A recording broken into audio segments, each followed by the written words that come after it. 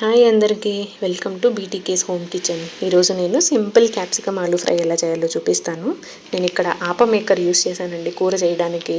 ఇదైతే cast iron కాబట్టి బాగా సీజనింగ్ చేసి పెట్టాను.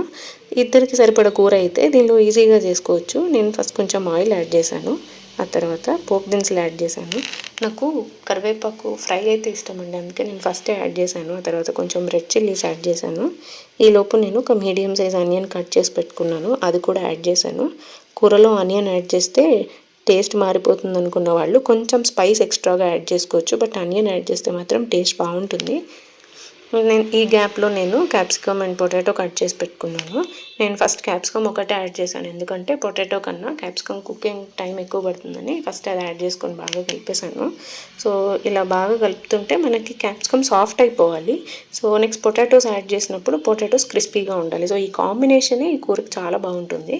నాకైతే కొంచెం లైట్గా సాఫ్ట్ అవుతూ వచ్చింది క్యాప్సికమ్, అందుకే ఈ గ్యాప్లో నేను పొటాటోస్ యాడ్ చేశాను. పొటాటోస్ యాడ్ చేసుకొని అన్నీ బాగా కలిపేశాను. ఈ లోపల రెండు కుక్ అవుతాయి.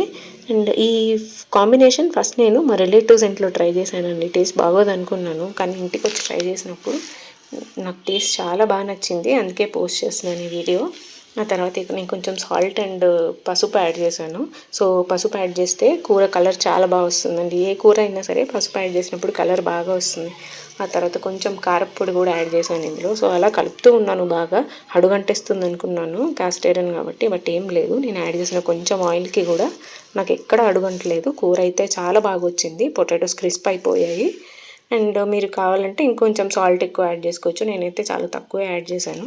ఇది మనం రోటీలోకి లేదా అన్నంలోకైనా తినచ్చు. రోటీలో అయితే కొంచెం tomatoes and tomatoes puree add చేసుకొని తినచ్చు. నేను అన్నంలోకి తింటున్నాను కాబట్టి డ్రైగానే చేసుకున్నాను. ఇది టేస్ట్ అయితే చాలా బాగుంది. మీరు ఇలా మీకు ఏమన్నా తెలిసిన కాంబినేషన్స్ ఉంటే నాకు కమెంట్స్లో చెప్పండి, నేను ట్రై చేస్తాను. సో ఇలా నేను బాగా కలిపేసుకుంటూ ఉన్నాను. నాకు పొటాటోస్ క్రిస్పీగా అయిపోయాయండి. కొంచెం సేపు మూత పెట్టి వేయించుకున్నాను, బట్ నాకేం పెద్ద డిఫరెన్స్ లేదు. సో అలానే ఫ్రై చేసుకున్నా బాగానే ఉంది. కూర అయితే కలర్ఫుల్గానే ఉందండి. ఇంకా మనకి ఇక్కడ టొమాటోస్ యాడ్ చేసుకొని ఉంటే ఇంకా రెడ్ కలర్లో బ్రైట్గా కూడా ఉండేది కూర. సో నేను డ్రైగా కాబట్టి నేను ఇలాగే చేసుకున్నాను. నాకు చాలా బాగా వచ్చింది కూర. సో నేను లాస్ట్లో కొంచెం పొడి కూడా యాడ్ చేశాను. కూర పొడి అన్నా యాడ్ చేసుకోవచ్చు, లేకపోతే మన దగ్గర ఉన్న శనగల పొడి అయినా యాడ్ చేసుకోవచ్చు. సో ఇలా పొడి యాడ్ చేయడం వల్ల కూరలో ఏదైనా ఎక్సెస్ ఆయిల్ ఉంటే అది పొడికి పట్టేస్తుంది, టేస్ట్ కూడా బాగుంటుంది. ఇంకా కూర అంతా ఇంకొకసారి బాగా కలిపేసుకున్నాను. పొటాటోస్ అప్పుడే బాగా క్రిస్పీగా తయారైపోయాయి. సో నేను ఇంకా సర్వింగ్ బౌల్లో తీసేసుకున్నాను. టేస్ట్ అయితే చాలా బాగుంది.